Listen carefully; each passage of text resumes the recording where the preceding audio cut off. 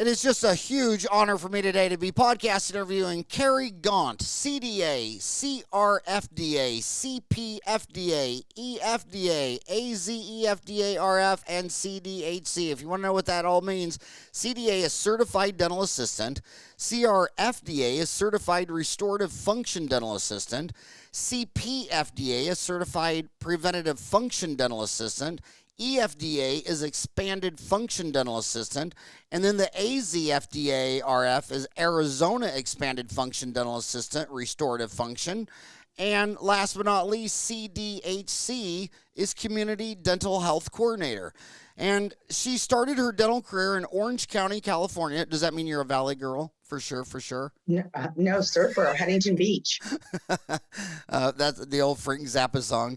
As a dental assistant at age 17, hired as a dental assistant for a new doctor straight out of dental school, she fell in love with the dental field. After moving to Ohio, she was able to see the value of EFTAs within a dental practice. In 1998, she graduated from Sinclair College EFTA course in Dayton, Ohio. Later that year, completing her state boards. Her employer and mentor encouraged her love of lifelong learning, challenged her to excel in her clinical skills, and helped to shape the ethical standards she has set for herself in the dental field. After settling in Arizona, her dental focus shifted to education, working over 12 years with Maricopa Community College district dental programs, and in 2017 accepted the newly formed position coordinator for expanded function dental auxiliaries, which got my dental assistants all excited, and that's why I graciously asked you to come on the show, and thanks, Carrie, for coming. Carrie was the first certified EFTA in the state of Arizona. She helped lead the first graduating class of EFTA students, and under her guidance, PC Phoenix College accounts for the most certified EFTAs in the state of Arizona. She serves on the Dental Assisting Advisory Board for the WestMAC, which provides career and technical education programs to high school students in Maricopa County, and continues advocating on the benefits of maximizing a dental auxiliary scope of practice in all states. My gosh. Lecturing around the world, I'll never, Intel out here, right? Mm-hmm. Right. And I don't know if hip I can say that, but the two founders were my patients, and they're from Iowa. And I'm seeing this monster company, just two good old brothers from Iowa, and I'm from Kansas, and this going back before Dentaltown. They coached me on how to do Dentaltown. And I was so lucky for their coaching. And I said to him one time, I said, no offense, but you're just two regular homies from Iowa. How the hell did you do this? And he goes, man, it's because we were military brats. And me and my brother, every 3 years we woke up in bed in a different country. And we're all looking around like, well, the people are all the same. Everything's the same. Why is the outcome so vastly different between poverty and rich and this and that? He said, by the time we were in high school, we understood macroeconomics, and we didn't even know what macroeconomics meant.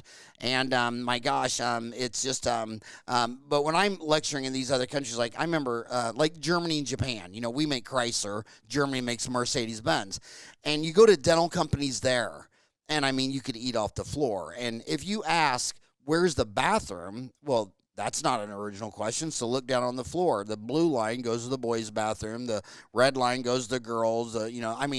Every switch that you turn on and off would have the full instructions of when to turn on or off the light.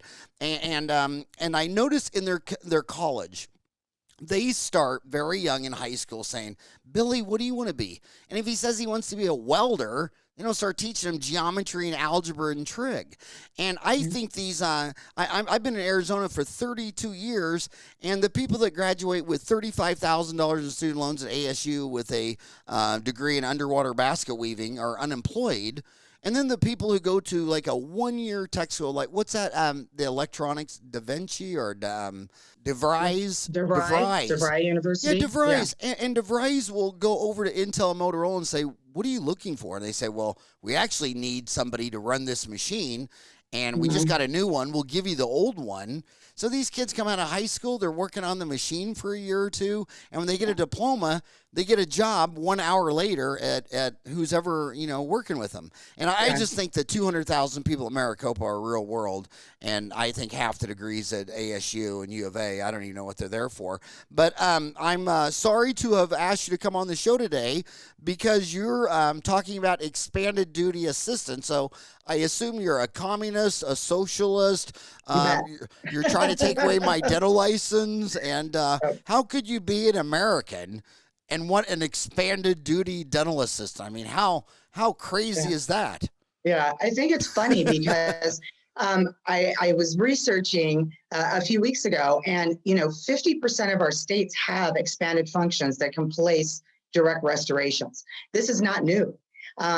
It's newer for the western part of the country, but not new across the entire country. So I find it funny when I hear feedback often from doctors who, or the dentists who feel that we shouldn't have this type of scope of practice, or I don't want my auxiliaries doing this type of treatment, or they shouldn't be allowed to do this type of treatment.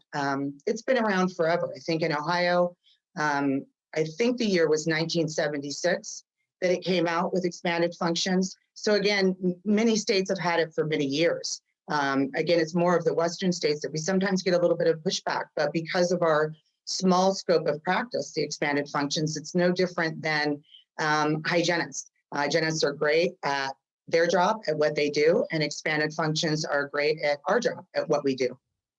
And, history always repeats itself. It's just always the same story.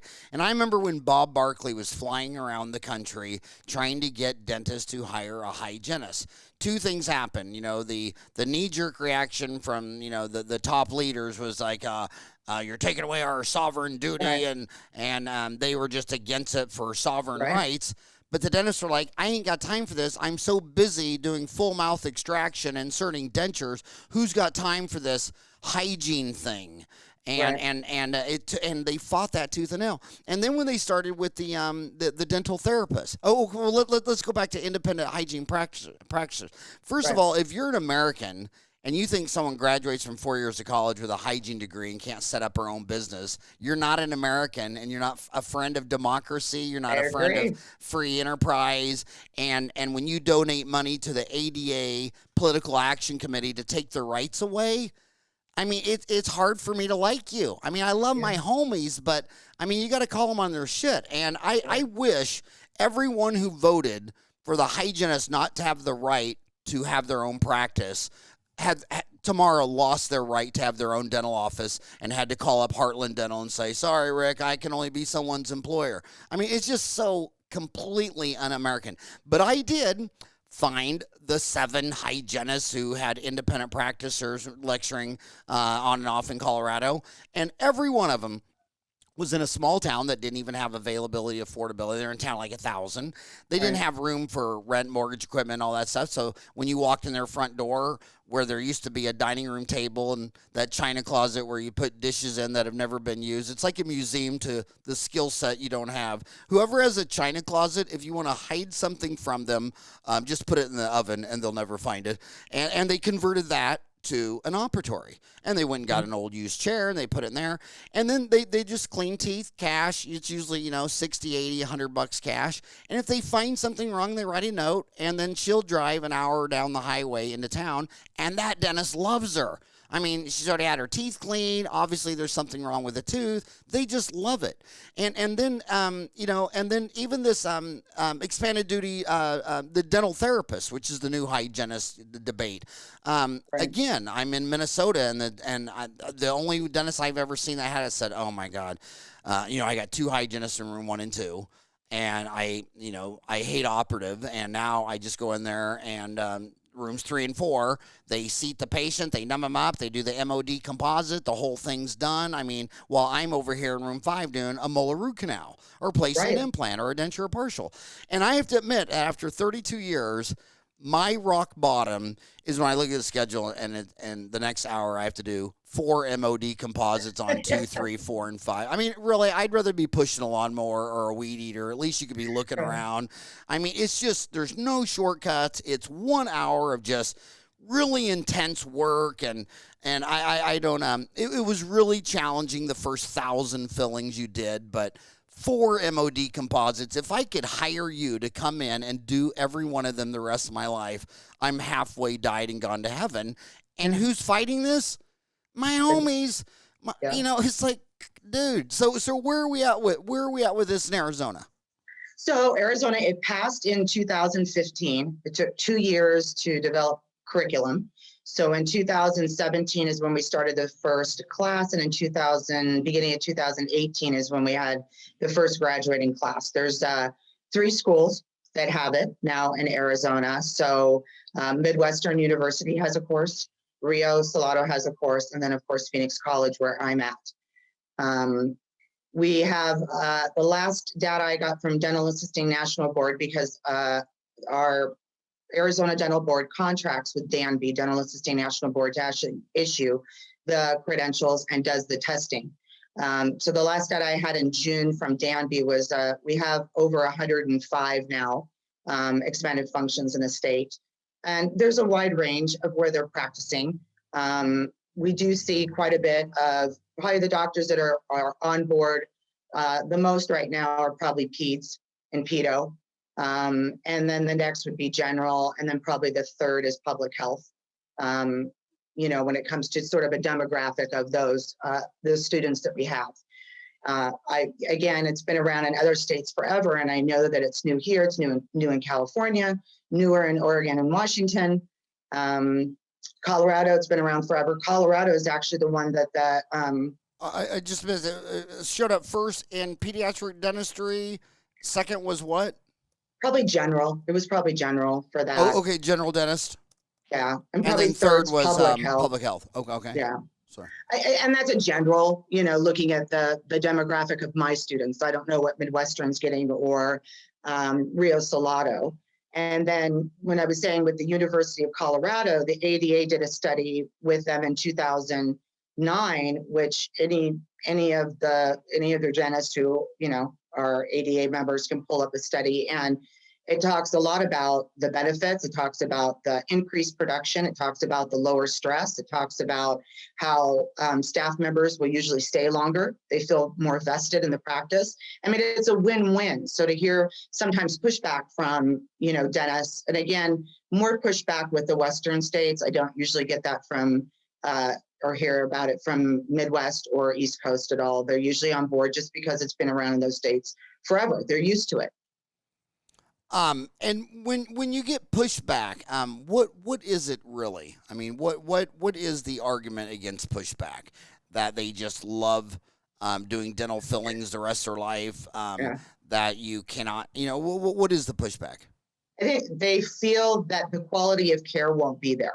I think it's the same pushback that you heard 100 years ago from you know, people pushing back with Dr. Phones with hygiene. You know, and Newman, who was the first hygienist, that, you know, they can't possibly do that scope of care, and that's just not the case. We actually, when I talk to my doctors, again, that I know back in Ohio, they say that they actually, the ethicists do better quality and usually faster than what they can do.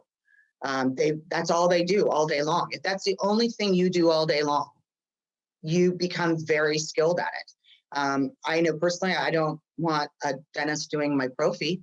I want a hygienist doing it. That's what they're skilled at. So it's the same type of quality care. You do need to have a mentor.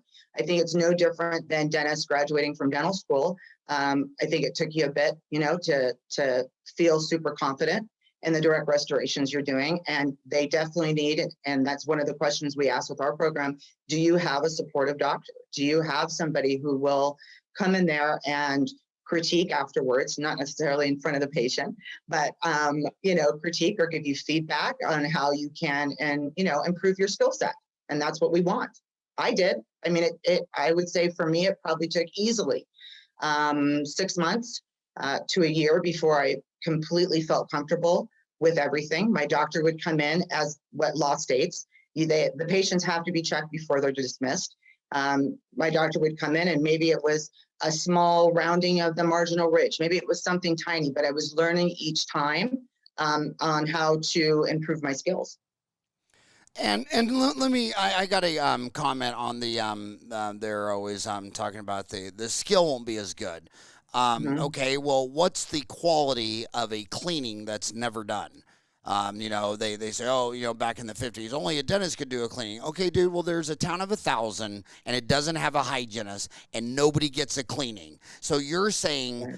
better is the enemy of best. Right. And it is the same in political voting. I mean, I don't want to talk about religion, sex, politics, or violence, but I've always thought since the first time I voted for a president that it was like deciding if you want your leg amputated above or below the knee. It's like deciding would you like to die of a heart attack or cancer. I mean, I always thought, with 330 million people, you think we'd be voting between like Batman and Superwoman. And it's Right. always like, the two craziest hillbillies they can find under a rock. But one of them might be slightly better than the Mhm. other one. But what Mhm. you're thinking of is like I'm a registered libertarian, so I'm thinking of this guy that just shuts down all the government agencies and deregulates everything, opens back up Ellis Island, and go to how humans lived the last 1 million years without any government. I'm totally fine with that, but that's not going to happen. So what Mhm. do I do? Say, well, since nobody's exactly as crazy as I am, I'm not going to vote for anybody. I assume So I see that in Arizona. So Guadalupe doesn't have any dentists in there. I'm Right. in Ahwatukee. Where are you at?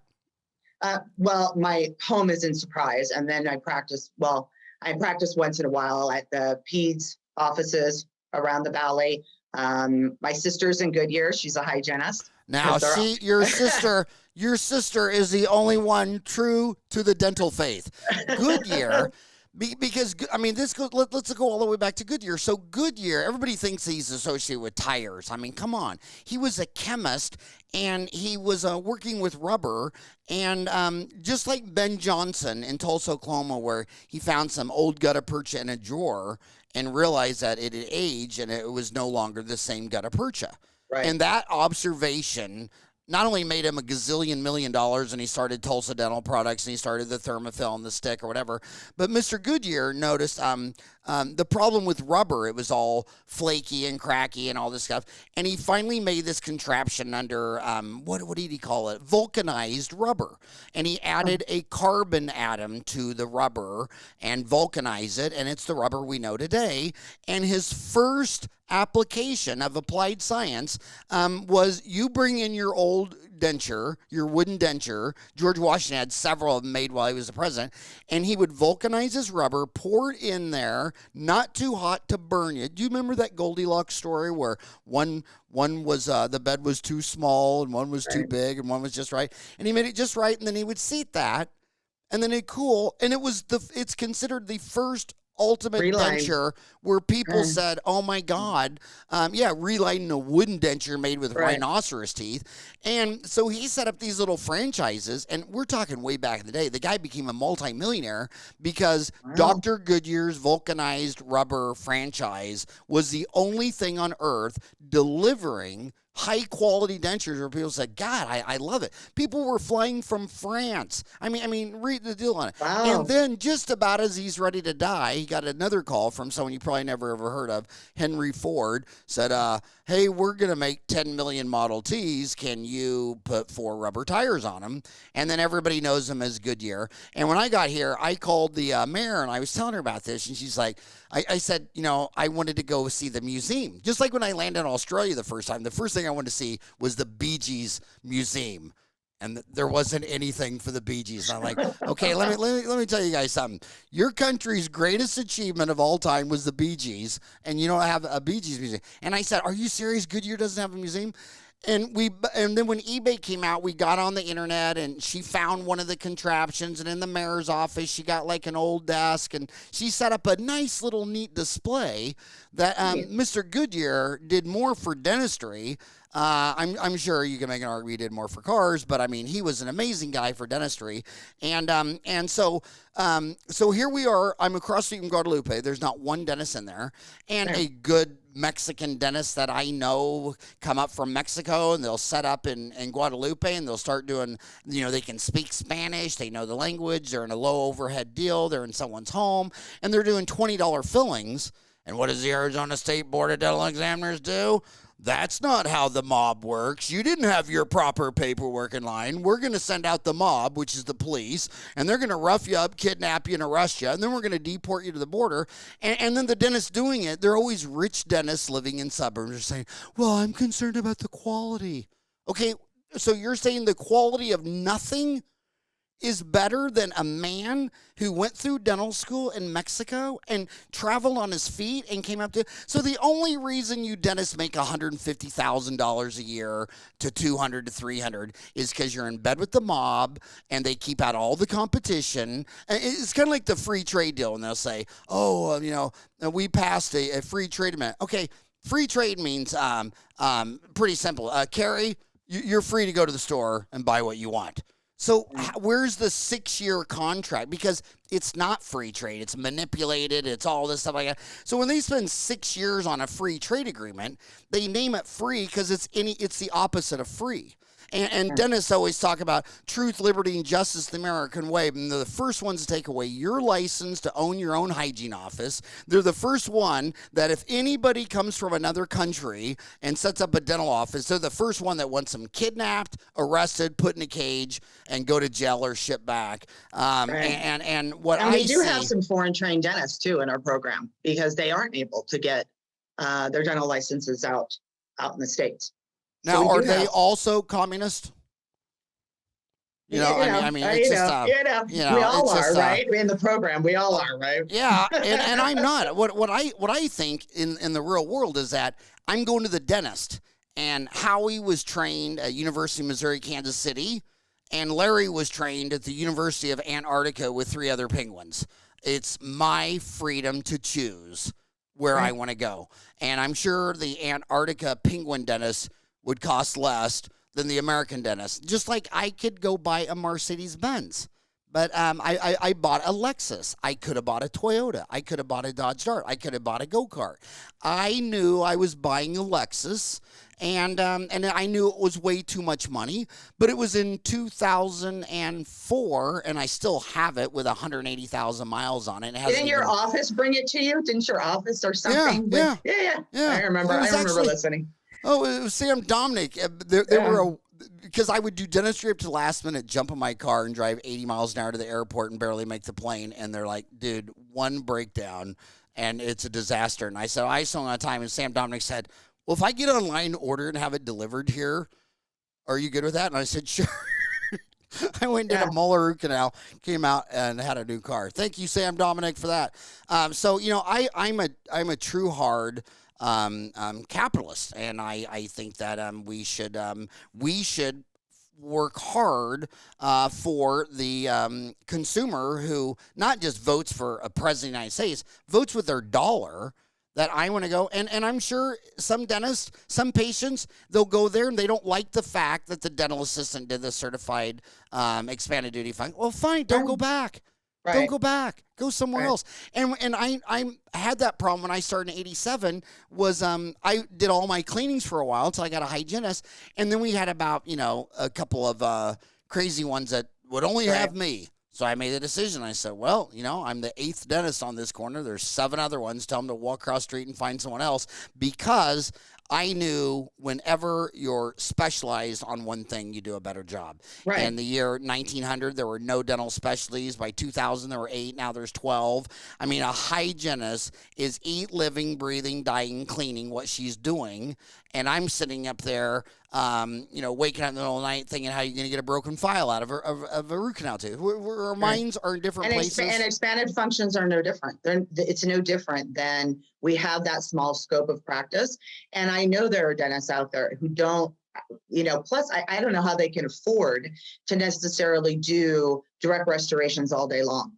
I mean, it's not as beneficial financially. I mean, usually the rule of thumb is 30% of the time is the doctors when you're doing a direct restoration, and 70% of the time is the FDA.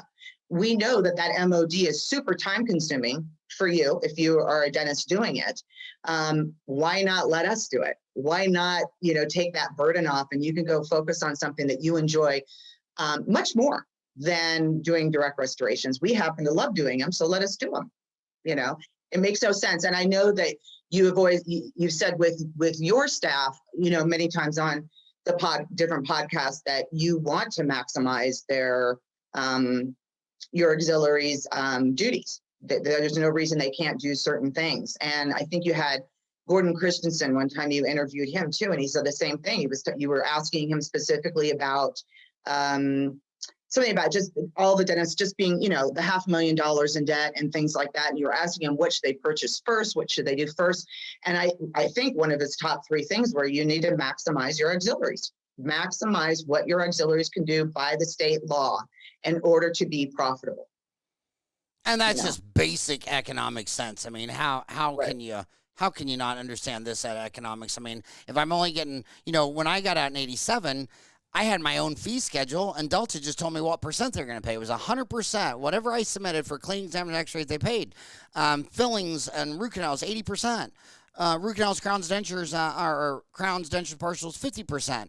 And then after about 10 years, they stopped doing that and said, we're going to send you the fee, which is what 95% are. And that's been drifting down. So let's just say, for easy math, say they're only going to give you $100 for a filling. If I can be doing $1,000 root canal, why am I doing $100 filling? And what was the going wage rate of your graduating class? And I'll just say in Arizona, dental assistants usually start at 20 and hygienists start at 40. So that's easy math. Right. Obviously in San Fran, they'll start at 50, and in Lafayette, Louisiana, they might start, it's same with the price of ortho.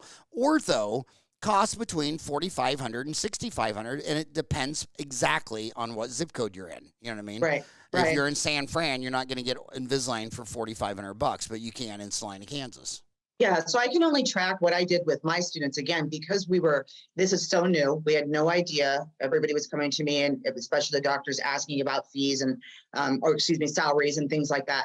I can say on average, they're at about $25 an hour in Arizona. I have a little bit different philosophy on some of that, and maybe it goes back to my parents owning their own businesses. I happen to think no different than hygiene. So I see like my sister's hygiene schedule. If her hygiene schedule, they have 3 hygienists in the practice often, at different times. And if the schedule falls apart, usually patients are transferred over and maybe a hygienist has to go home, because again, it doesn't make a whole lot of business sense necessarily to have your hygienist there for 8 hours and you don't have patients. So I know with my expanded functions, I get that the curve of dentistry has gone a little bit different. We're doing a lot more indirect dentistry than we were even, 30, 40 years ago. And you don't necessarily, as a EFTA, this is what I say to my students. Do you want to be paid a straight amount per hour? And if you walk in on a Monday morning and the entire schedule is filled with indirect care or dentures or this and that, is your doctor going to send you home, or are they going to keep you on staff? It really sort of depends on the office. I think for my students, I recommend that they take a base salary and they take a percentage of what they're helping to produce. I think that if it's a straight amount that you settle on per hour, I think that that's fair for the doctor as a business person. Again, staff needs to remember it is a business. And if you are doing indirects all day long, you are still helping your doctor do those indirects all day long. And if you happen to have a day where you're doing a bunch of direct restorations, maybe you're paid a percentage of that. That's my personal feeling on it. I think that's fair for both the EFTA, and I think it's also fair for the office. But I've had offices right now that are paying a base amount. I would say maybe around, the one office is about 24, and then they pay $2 restoration for every restoration completed by the expanded function. So there's a wide range when it comes to different, salary amounts. So let's get to basics. First of all, what is your website at Phoenix College? Is there an extension that goes right to the EFTA program? I think I sent you the link, but Yeah. Here, no, the easiest way really, because it's such a long link and we don't have a small one, just because again, I don't get to okay, I control just that found it. website, is to really search the FDA in there. Yeah, phoenixcollege.edu Right. /program/center continuing dental education /expanded function dental Yeah, auxiliary. it's really So, long. so the first question is, what does that bad boy cost, and how long is it? What's the tuition on something like that? So the tuition for our school is $3,000. It's a 12-week course.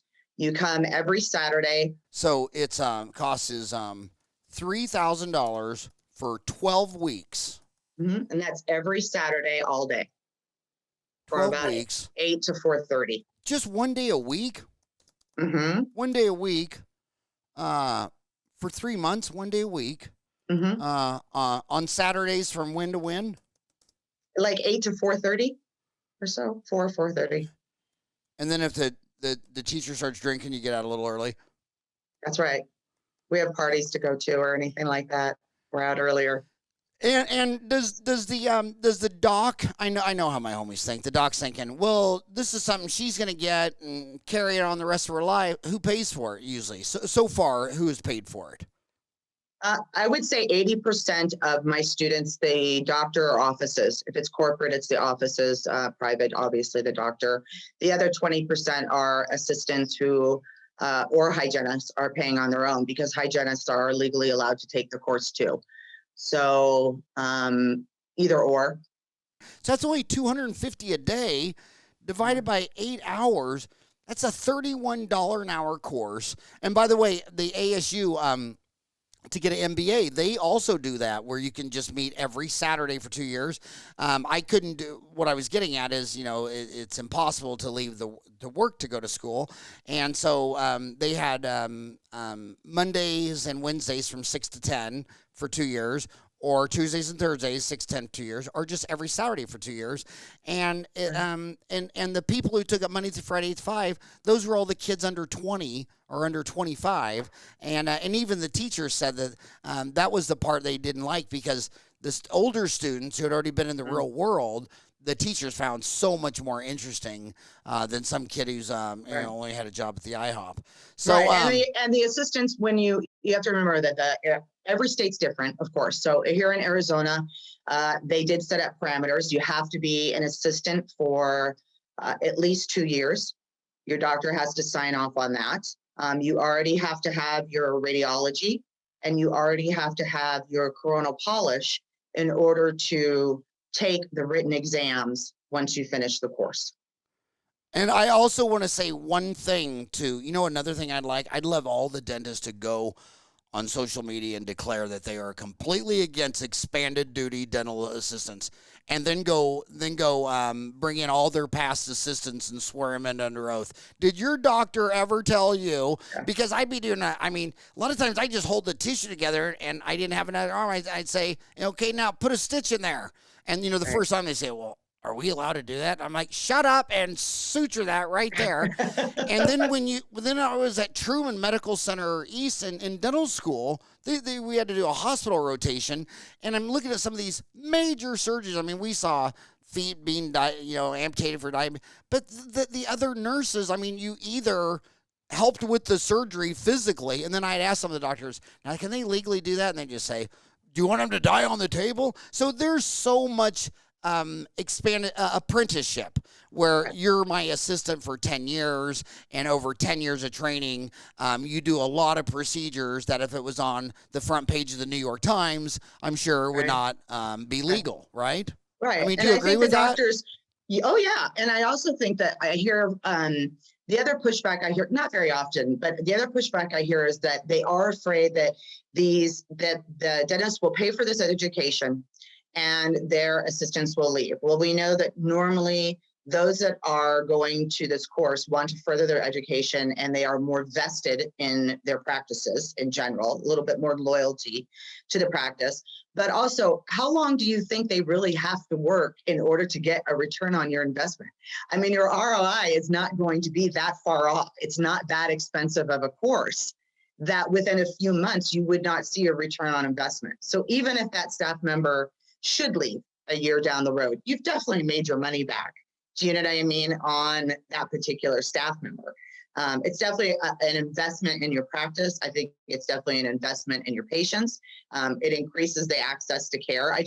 Again, I don't understand some of the pushback, for it. And when I hear it, I go back to Dr. Phones and all the pushback he must have had from a dental hygienist. It just makes no sense. And now dentists couldn't possibly think of doing their prophies in general. Do you know what I mean? They don't want to do them. They want to do other things. Why not let us do the other things? Let us do the direct restorations, or in this state, we can also cement preformed crowns, and that usually means Impedo stainless steel crowns. So we can cement those. And I think that is a large reason why we see a higher percentage of pedo offices getting on board, specifically because of the stainless steel crowns. So that's the driver in pediatric dentists, is the steel crowns? I think so. And first of all, thank God for pediatric dentists. I don't know what went wrong in their life, or that I don't want to do it. I don't want to do it. God. But I mean, someone's got to pick up trash. Someone's got to be a fireman. I mean, I'll never forget. In Wichita, Kansas, one time the golf course country club went up in flames, and I happened to be walking by with my dad, and we walked up there, and we were actually there when the fire truck pulled up. And then they're just all calm, no one's running, and they put on their suit. And then they go to the country club, and they actually open the door, and they just walk into an inferno.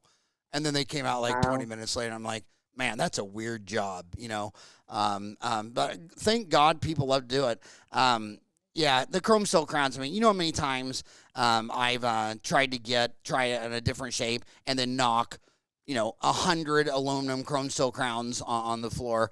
The funniest one I ever had, though, was when the mother came in, and she was all upset because she went to this dentist, and they did this, and she said, he didn't tell me it was going to be all metal, and you could see it across the street, and why does it have to say D4 on it? And I thought, oh, my God. So I just polished off the D4, and that already made it at least half better. Yeah. And also they also put into our laws with the FDAs is of course, we have the ITRs, so the intermediate, restorations, which could be like a glass ionomer or things like that.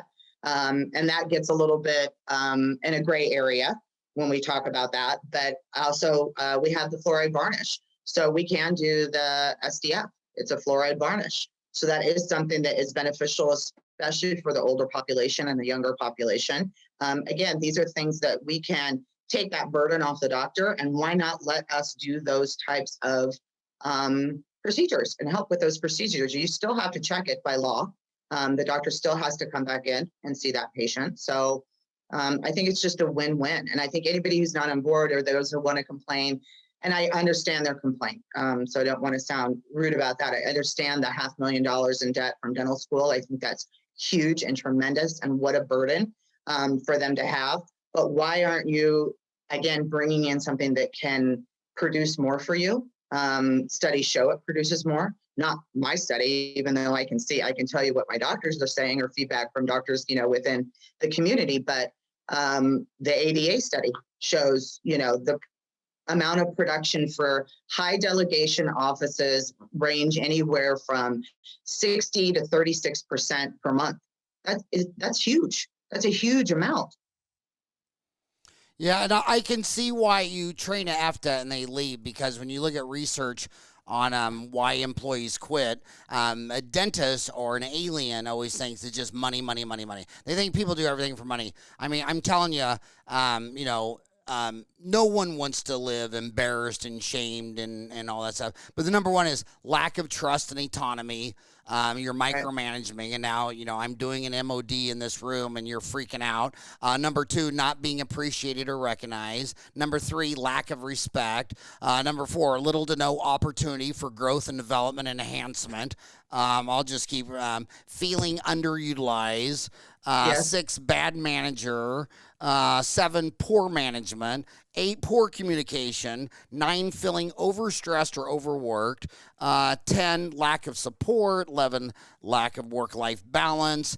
12, uninspiring or unhealthy work environment or company culture. And Right. and then You don't want your employees to get bored, right? I mean, yeah. you don't want them to get bored. Invest in them. They will stay with you for loyalty. I know for me, when I decided to go to expanded function school, the doctor, I was actually living north and I was living in the Cleveland area. And the doctor I'd worked for before, I had to have a mentor by the rules of that particular school. And so I moved back. I had to ask, for basically my old job back, which he graciously did. And then he mentored me through it. That was huge. And so I stayed with him until I moved to Arizona. The loyalty is a big thing with me. I think education was a big thing with me. He was taking courses through the ADAA, and even LVI wasn't really, it was just sort of getting started at the time. So we were taking more courses, like we did a hands-on course at the University of Kentucky for indirect restorations. Even though I was in the field of direct restorations, I still got to go and I still got to learn. I think that makes a huge difference when it comes to the expanded functions. When you talk about hygienists that maybe want to take the course, why wouldn't you? Why are we rescheduling patients and not doing same day care? If they have come in to see the hygienist and they have a small class 1 or a small class 2 or a class 5, maybe it's a 16-year-old that needs a couple, occlusal fills. That hygienist can easily numb up that patient normally, right? Then the doctor, once the prophy's done, the doctor comes in, it takes them 2 seconds to prep that. And your EFTA comes in and fills that patient. Didn't have to be rescheduled. The parents are happy. Patient's happy they don't have to come back. It's all done the same day. So that's a big driving for some of the doctors that are sending their hygienists, is they want to be able to do that same day care for their patients, especially because you don't want to miss school. If it's younger patients, older patients, it's hard to get them there. Sometimes it's a son or daughter having to bring their parent in, which isn't easy because they've already had to miss work for that particular day. So things like that, it's just a huge benefit to every practice. Yeah, well said. And again, I always remind the dentists is when you take your point of view versus the assistants, the hygienist, the dental therapist, the insurance companies, all this stuff, those are all numerators divided by the denominator, and the denominator is the patient. And you just keep one eye on the patient and one eye on cost. And if you can't hold up your hand, and each finger stands for better, faster, easier, cheaper, smaller. If you're not making something better, faster, easier, cheaper, smaller than for everyone. You're taking away people's freedoms. Practice. I mean, even that study states that the doctors who employ EFTAs feel less stress in the practice, which is huge.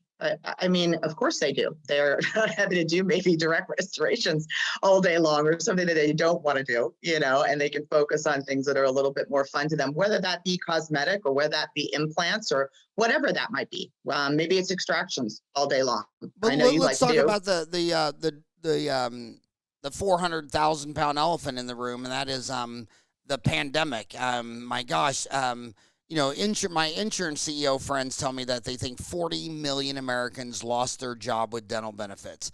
Everybody in dental insurance knows, everyone in economics knows that if you want more of something, make it cheaper, faster, easier, higher quality, lower cost, subsidize it, deregulate it, don't tax it.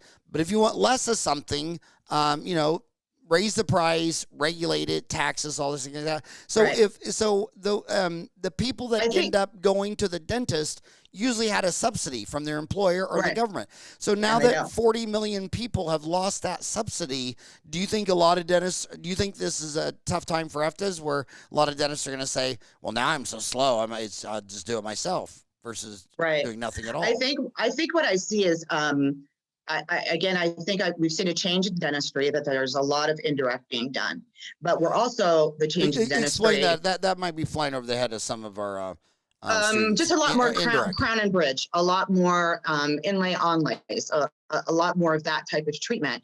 And I think they're forgetting a lot of the autonomy for the patient.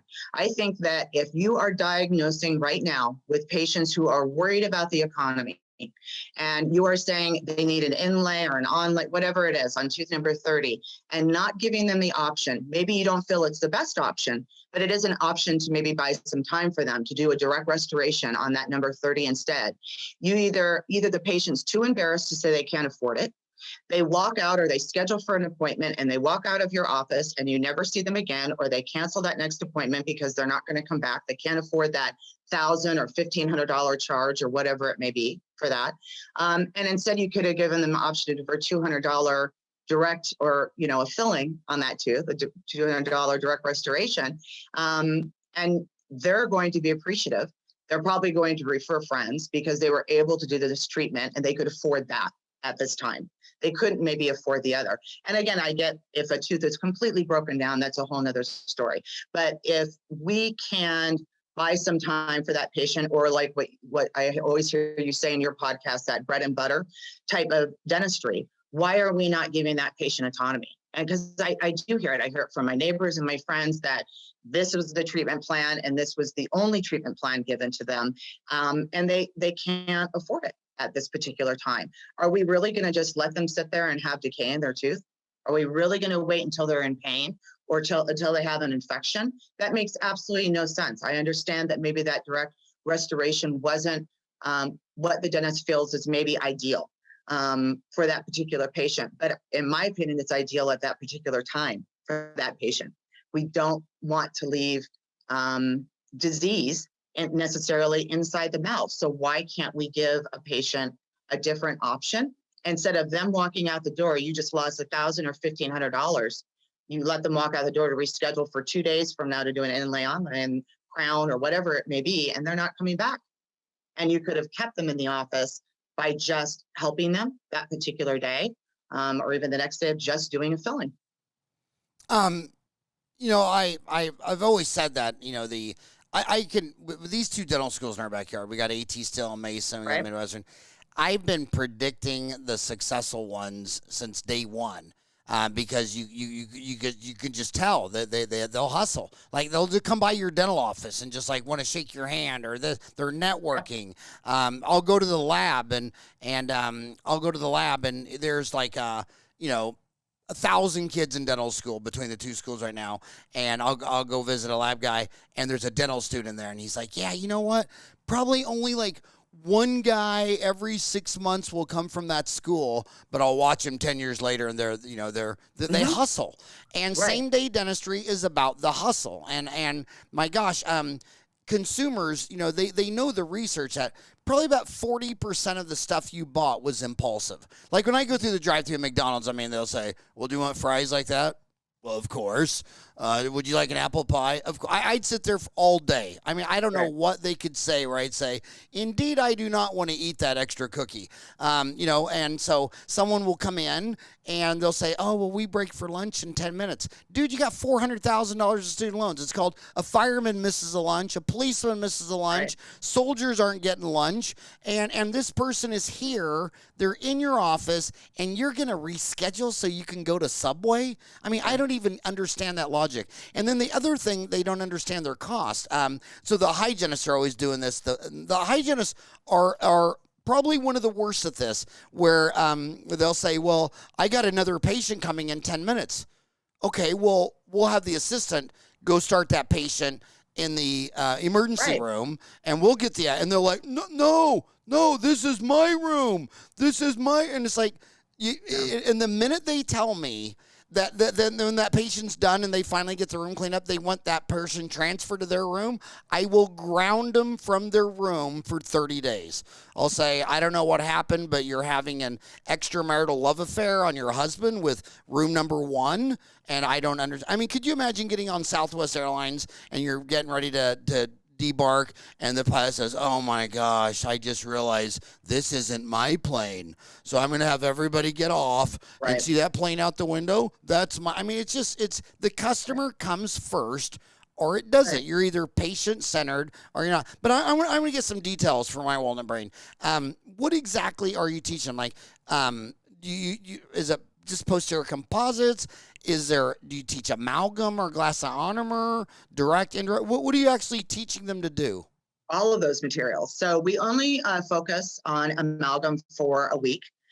That's usually in the beginning. I happen to like amalgam, but I get that a lot of people aren't using it anymore.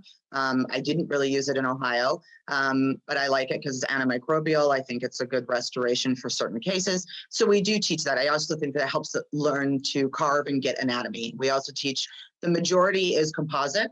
And then there's also a week on glass ionomers, more so with the ITRs, so the intermediate therapeutic restorations that we talk about that. It's a hybrid course, so it's online, and Saturdays is mostly clinical or preclinical. So we work in a simulation lab. They fill, during those 12 weeks, I would say they probably place anywhere from 60 to 80 direct restorations in the sim lab.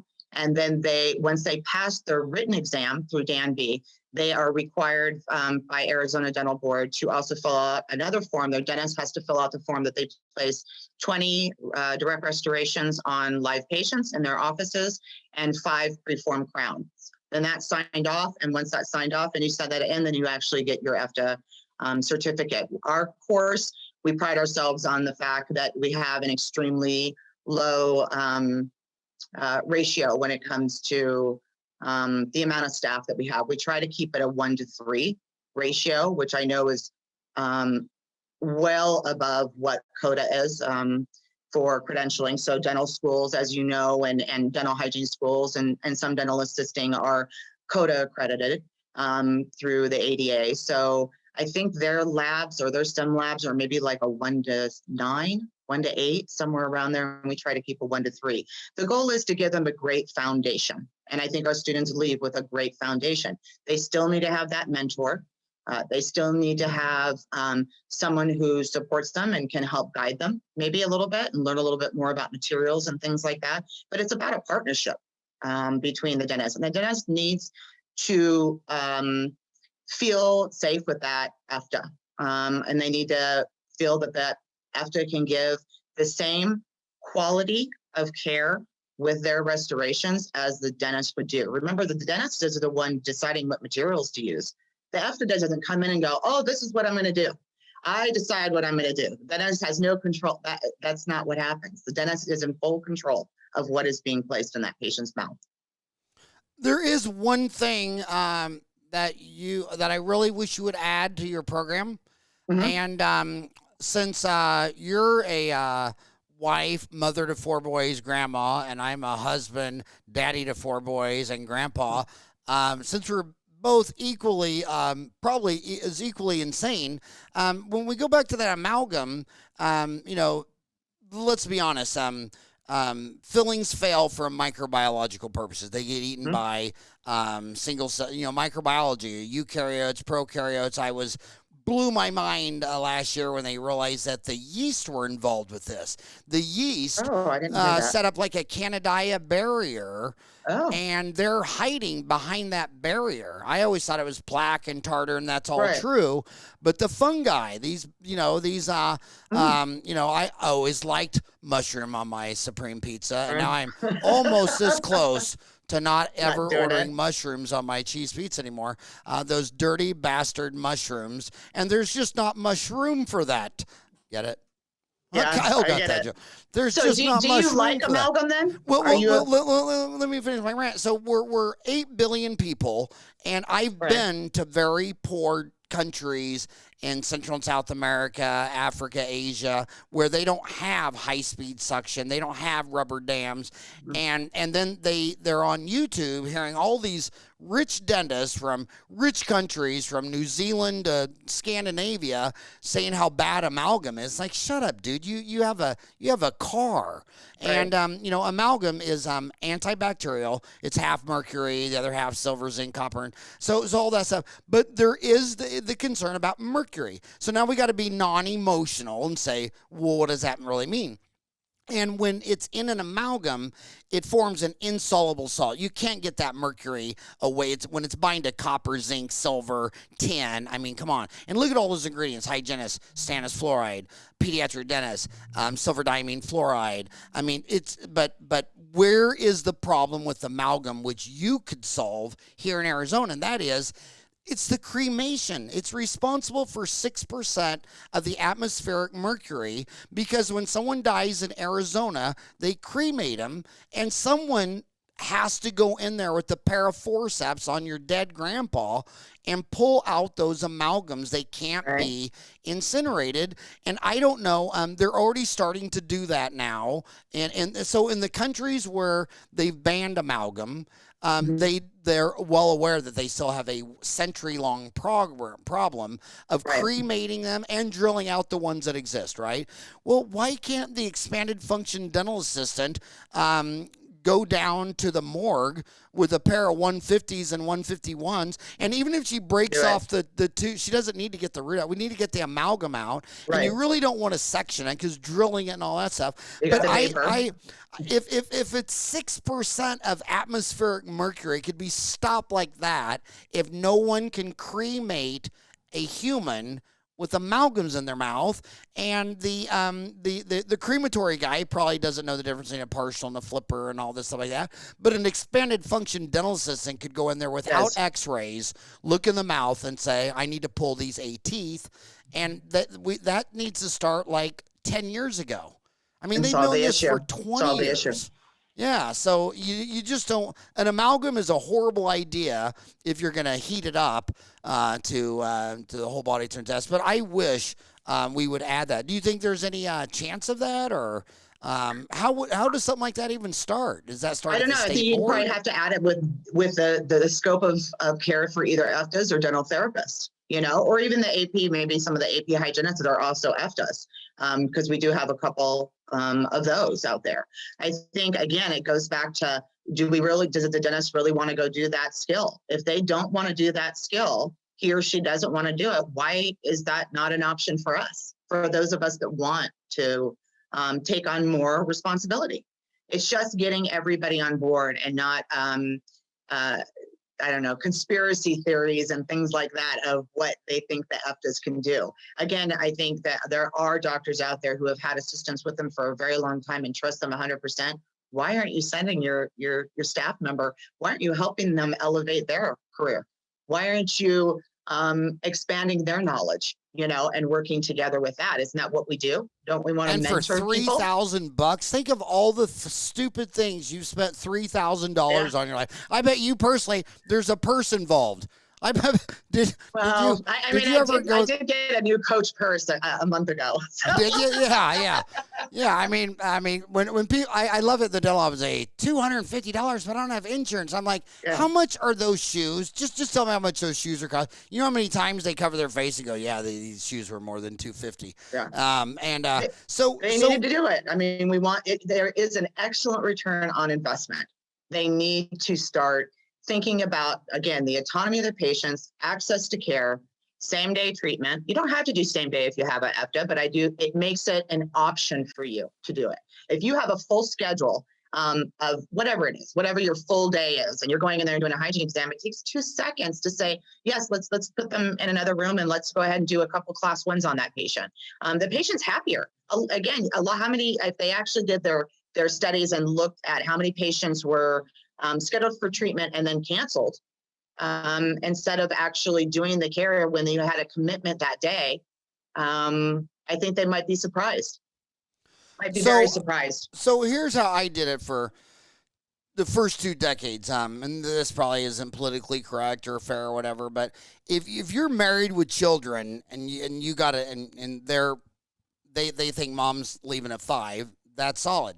If you're single and you don't have any kids and you got a dog, is it gonna like poop in the house or something like that? But, so what I'd always do is I'd say the married with kids had to be willing to lose their lunch And then the no kids or no one waiting at my home had to be willing to stay late. And then here's the other thing I did. I mean, like, so we'd be closing at like 6 o'clock or 7 o'clock, and say 6 o'clock, some guy comes in, he's got a toothache, and I have the skill I can do. I always do the final restoration first to make sure it's restorable. That makes the endo so much easier. So I would, prepare the tooth for the crown and get the cord packed and all that. Then I do the root canal and then do the build-up. And by the way, endodontists should not give general dentists the option.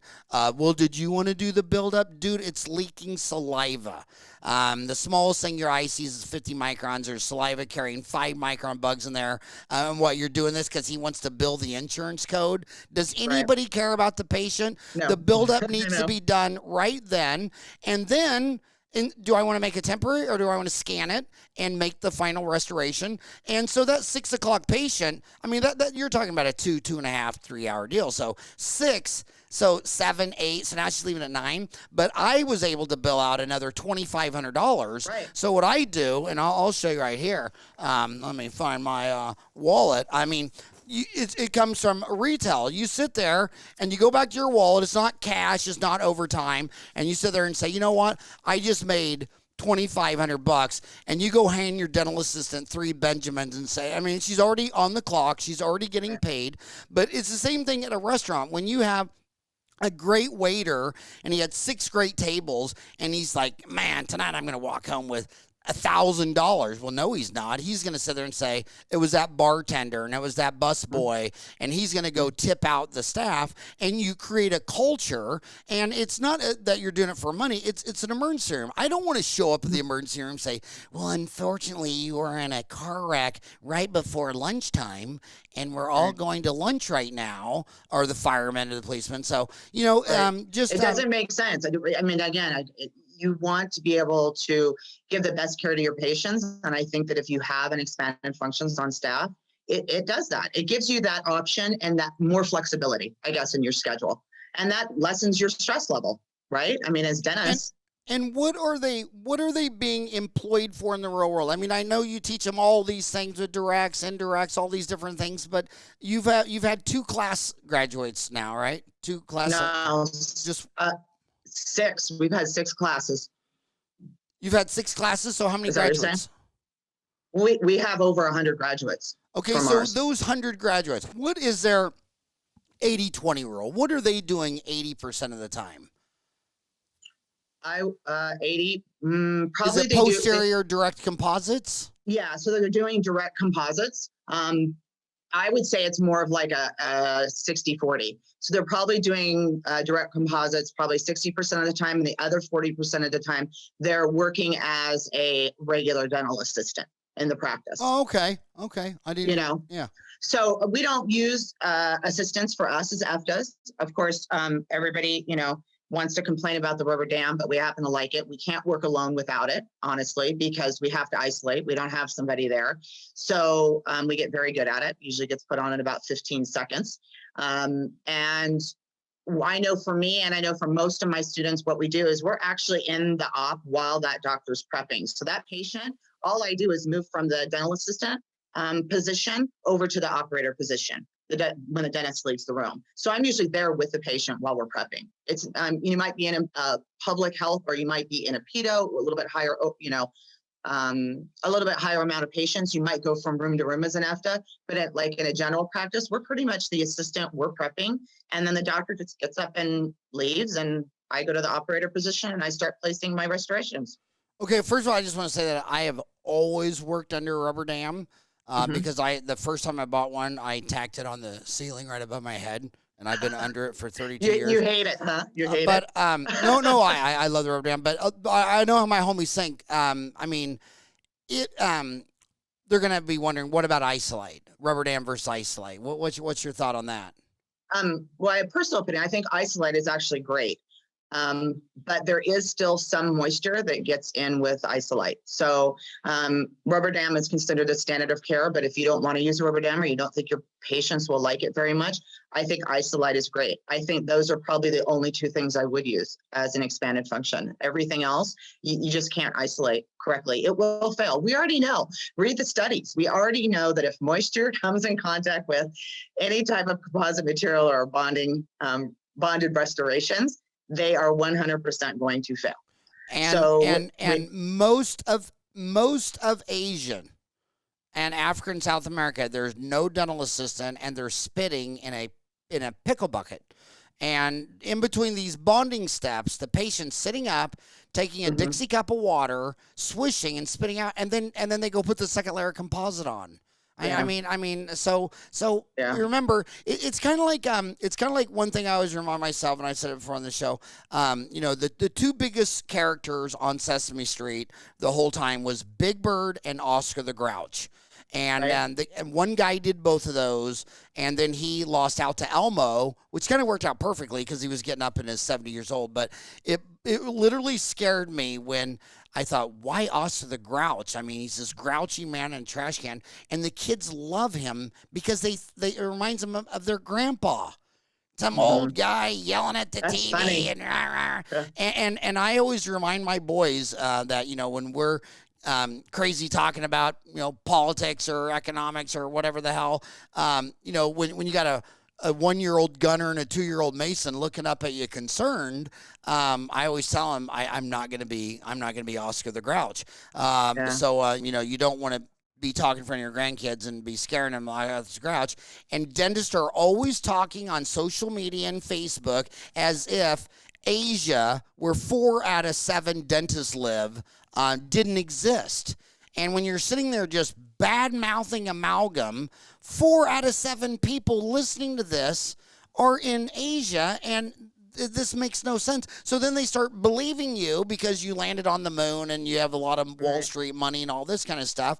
And it ends up that somebody's getting a bonding agent who's swished 5 times, who could have had an amalgam done once in the last 30, 40 years. But through your inconsiderate YouTube views, the same thing with the grandchildren. You know what I mean? There's things that you don't talk about, and don't talk about dentistry on social media if you're not talking to 8 billion human beings from the same species. Not that the kings and queens and the people in the richest 20 countries, we shall have our bombs dipped in chocolate, when the other people are like, it's kind of like Marie Antoinette when everybody's like, well, let them eat cake. I mean, she's so disconnected from reality that her head got disconnected. So, sorry to interrupt. I think the biggest thing is like materials are the biggest thing. I think I have found with most of the assistants, not so much the hygienists, but the assistants have sort of been not given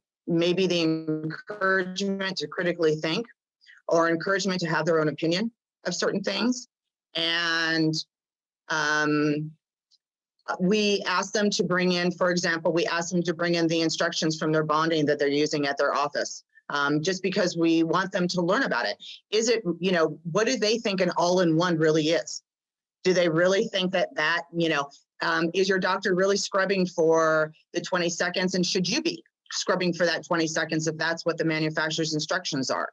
We encourage them to make sure they're testing their lights. They have never heard of that besides the bulb just completely going out, that they wear down, and they're going to have a harder time with curing, which then creates sensitivity for the patient. So all of these things that they've never had to think about. When it comes to the chairside milling, that's something usually they learn from the CEREC reps. It's not something that we focus on here. I know with the scanning, they're talking about that. I know it's listed in other dental boards and other states.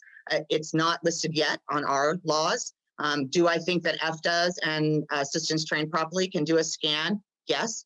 Our particular laws in Arizona state that no final impressions can be done. So then you have this thing of, does a doctor think that that's a final impression? A lot of them are doing it. I know the board wants it, and I know that they're going to vote on it, but then COVID happened. So hopefully it will get put back on and actually have it added to our laws.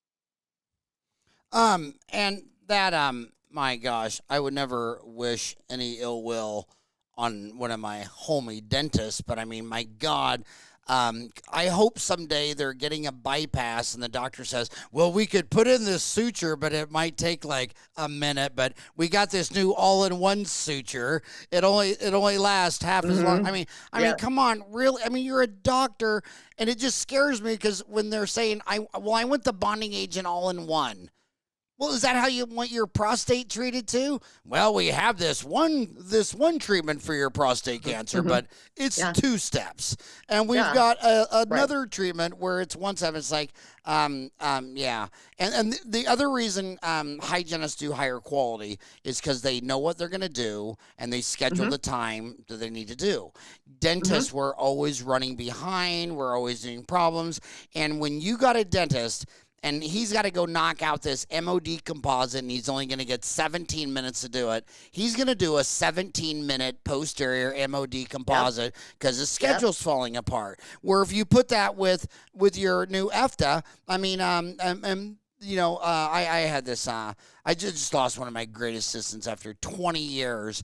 Her husband got transferred to Houston, and I told her I'd pay for the divorce. I'd put her up in an apartment across the street from the dental office, and she's not having it. She's gonna go with her husband, and it's tough because these 20 years, I mean, they're just so good with the patients. You trust them. But when you get a world where it can be scheduled, you have time for quality. And you can't Right. do a quality posterior restoration when you're running 30 minutes late. And, Well, so 30 minutes late, and also what you're getting reimbursed from the insurance company. I mean, think about that. I mean, it's really not a good return on investment, for that, because you're not getting paid very much, and we're much less per hour expanded functions than what the doctor's salary is going to be. We have a smaller scope of practice. You're right. We usually do it better. I was talking to one of the doctors. He flew in from Ohio that I know just this past Friday, and he said that, I've placed maybe a handful of direct restorations since graduating from dental school. And he goes, and why would I? They do it better, they do it faster, and the patients are happier having that F to do that particular procedure. They just like it. They like having and the assistant. And again, let's go to the quality. So you do a hygiene exam, and the person needs a filling, and hmm they're in your office, and you're the same dentist asking me, well, how do you get rid of cancellations and no shows, dude? She's standing in your office, and Right. when you say, would you like to do that now? Because and here's what I did. Just same point blank. I just say, they say, well, I don't have time now, and I say, well, look. The number one predictor of future behavior is past behavior. So Right. you have not been in here for 4 years. You have a filling. It's 250. You won't be back in the next 4 years. And when you do, it'll be a toothache. That cavity will go into the nerve, and it'll go from a $250 filling to a $2,500 root canal billet and crown. You just told me you don't have 250 and you don't have insurance. Well, you're not going to have 2,500 and you still won't have insurance, but you're going to be in so much pain. You're going to find that 250 and you're going to give it to me, and I'm going to pull it, and I'm going to keep the tooth. So either way, I'm going to get Right. 250. So give it to me now. Right. You keep the tooth. Walk out that door. You're still going to give it to me, but I'm going to keep the tooth. I don't care either way. It's your life. It's your journey. What do you want to do? But my homies are like, well, I don't have an extra room. I don't have an Right. operatory. I don't have an EFTA. It's like, what do you mean? Your number one cost is you charge $1,000 for a crown. You signed up with insurance company. They're going to give you $650. So 35% of your Right. cost is insurance adjusted production. Right. Next is going to be labor 25%. Next is going to be lab 10, supply 6, facility 5. Operatory room doesn't even show up. So you're telling me that the doctor, which is 35% of cost, if you look at the fact that the ADA says the average overhead is 65%, 65%, but that's not really true because the doctor value of being a doctor is 25%, and 10% of that is Right. from having capital employed in a dental office as opposed to buying stock or a bond or gold or what have you. So you got so chairs don't add up. And you say, well, I don't have room for a chair. Your private office is a room. And if you get to the point where you can't squeeze in an operatory, then you just need to go to Japan. Because Japan, where Tokyo, the land in Tokyo, I know tiny. people complain about Scottsdale, but land in Tokyo is $1 million a square meter. And I've been into dental offices that have 7 doctors and they use 3 operatories. But there's 168 hours in a week. The average dentist is open Monday through Friday, 8 to 5. That's 32 hours divided by 168. It's 19% of the week. Their entire office is closed 80% of the week here. Not in Japan. So what they'll do is they'll say, we only got 3 operatories, but starting at 6 to noon, these 3 doctors will work 3 ops. And then from noon to 6 p.m., these 3 doctors, and, a lot of deal. But the bottom line, this is America where you got all this land and you put in an extra operatory. And by the way, I think Benco, I wish Chuck and Rick would do a new program that says, if we can't fit an extra operatory in your room, it's for free. Kind of like Domino's, we'll deliver in 30 minutes or it's free. Right. Because you can squeeze another operatory. Yeah. I've seen so many 6 operatory dental offices that are range in size from 1,000 to 5,000 square feet. There's just no efficiency. But the deal is this. Here's a deal. Right. It's, are you a good doctor or not? And if you say, I can't do it now, you got to reschedule, and the data already shows that half of them are never going to be back. That's right. And That's then, right. so if you just remove the decay and filled it with butter, that would be a scale infinitely better than the doctor who just let him go out to war with an active infection. And same day dentistry is not about, oh yeah, you're going to make a hell of a lot more money, you're going to make a hell of a lot more product, and you're going to get rich. The bottom line is you're a doctor. Are you a good doctor or are you a bad doctor?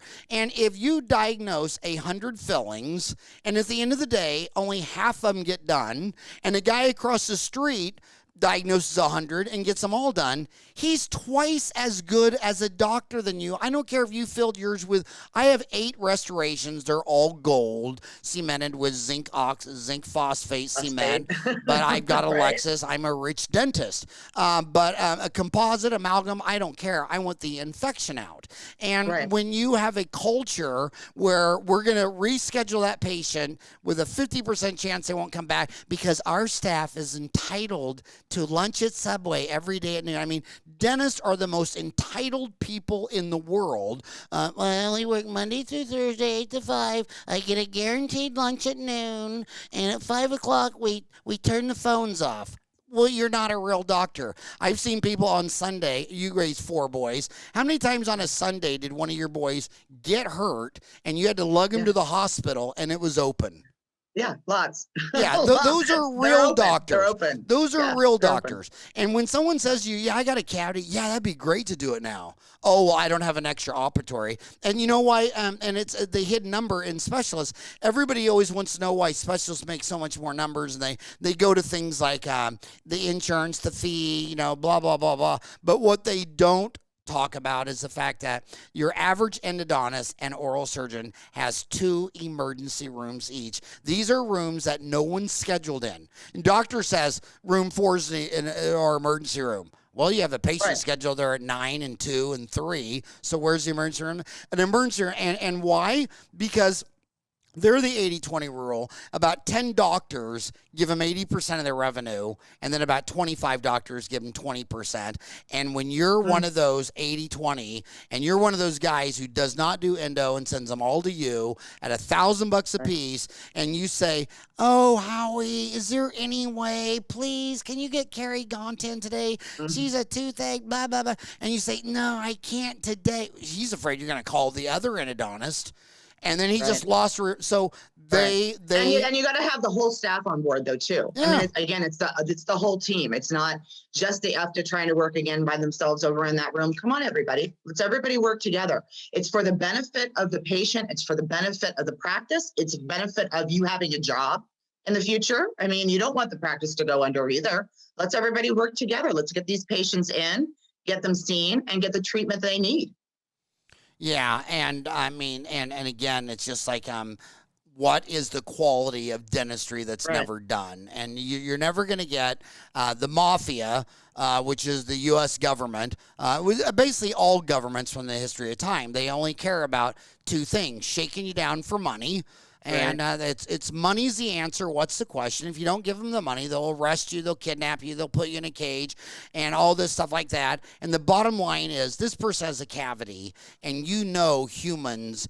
Humans are wild animals, and they don't like to be told that. My mother gets so mad when I refer to humans as an animal. I don't know what she wants me to call them, but my gosh, when they're here, they'll get it done, and when they leave, they might not come back. And That's if right. you can get a pore filling done now with just an amalgam, I've only got time to throw in an MOD amalgam, but I don't have time to do an indirect gold inlay cemented with zinc phosphate cement. Well, I don't care.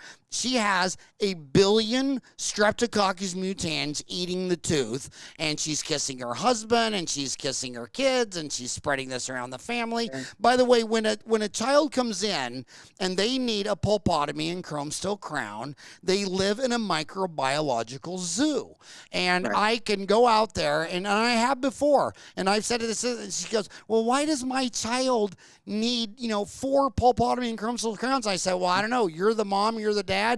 Guarantee you someone's kissing this kid with bombed out teeth. I bet if I looked in your mouth, dad's mouth, your mama that babysits, whatever, I'm going to find huge open cavities. And I can't believe we went an hour and a half. You were so amazing. My gosh, I want to go back to just real quick. It was 1906, Dr. Alfred C. Phones trained Irene Newman as his apprentice, scaling and polishing teeth, and that would be the first dental hygienist from 1906. So shout out to Dr. Alfred C. Phones for having the foresight to change dentistry, and to all the mental midgets fighting expanded duty dental function assistants. Love ya. Mhm. But you're batshit Yeah. crazy. Yeah. And Send your staff, to any school. Doesn't matter what state. Send your staff. It's going to be a benefit for you. yeah. How could it not be? And imagine how much more exciting your career would be making something with your hands. Dentists are all surgeons. You realize that there's 1 million MDs. 90% of them don't do surgeries. There's 1 million attorneys. 97% never try a case in front of a judge and a jury, like all the TV stuff. Only 3% do that.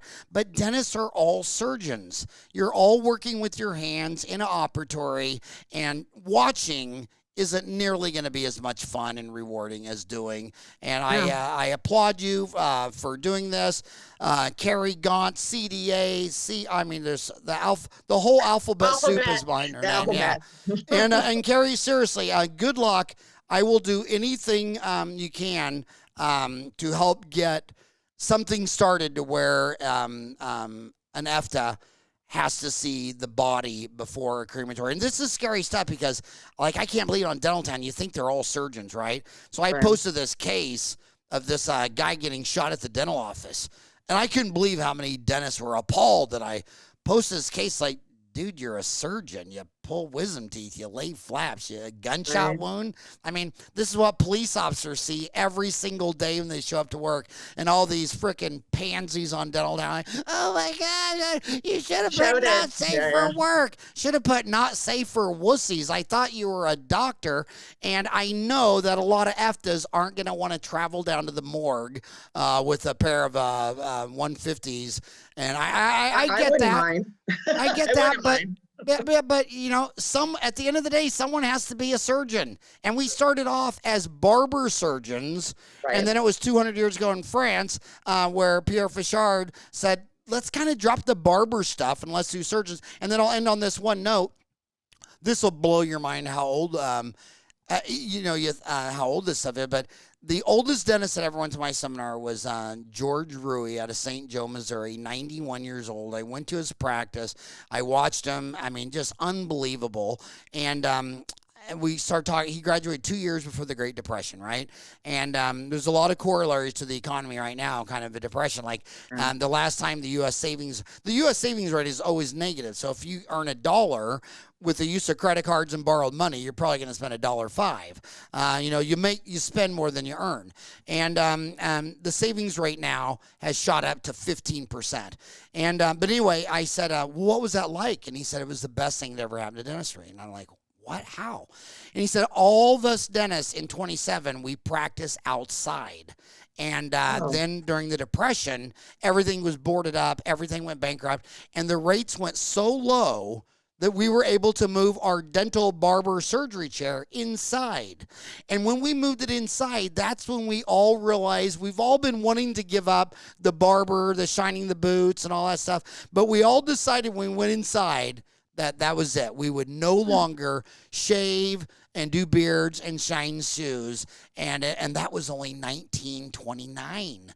Yeah. And he said it took to about 1932, 1933 before every dentist was inside. And my gosh, we've come a long way, baby. Remember that cigarette commercial? Yeah. We've come a long way. So thank you so much. I know you're busier than a one-handed dentist. So thank you so much for coming on the show today. And I thank you so much. I appreciate it. Thanks so much for the time. All right. Have a rockin' hot day. Thanks. Bye-bye.